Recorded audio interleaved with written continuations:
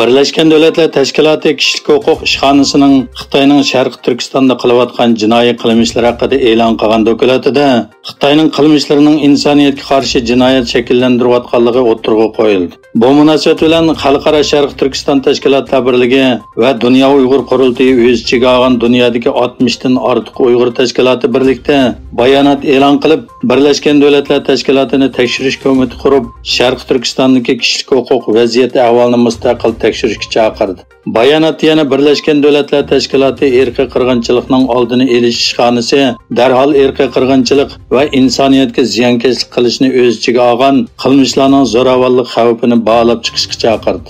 Shundaqla Uyg'urlarning Xitoyga qaytarilmasligi uchun har qaysi davlatlarning zarur tadbirlar qo'llanishi kerakligini ta'kidladi.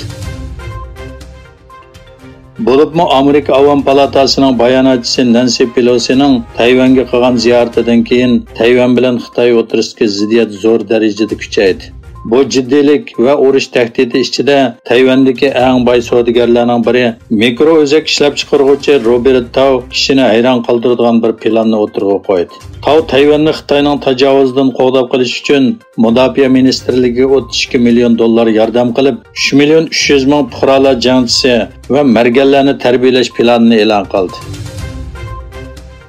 Angliya Bosh ministri ishxonasining bildirishicha, Bosh ministr Boris Johnson bilan Turkiya prezidenti Erdo'g'an telefonlashgan bo'lib, ikki taraf kun sari kuchayayotgan Angliya-Turkiya savdo munosabatini qarshi olganligini bildirishgan.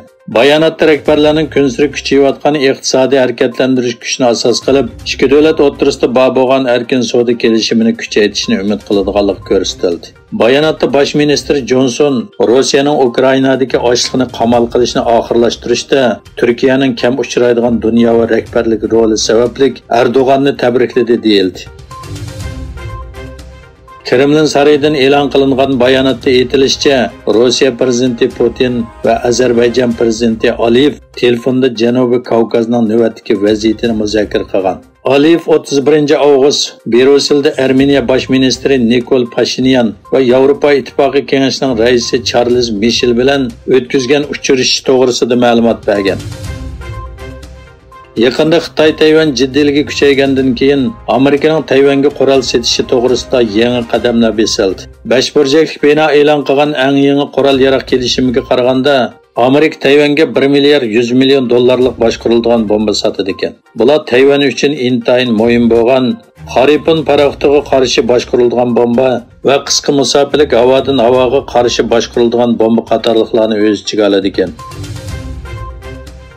Qozog'istonning shimolidagi Kostanay o'lkasidagi o'rmon o't ofati sababidan mingdan ortiq kishining atrofdagi yezlardan tarqoqlashtirayotganligi va o'tning rayondagi neft isklatiga tarqalish xavfi borligi xabar qilindi.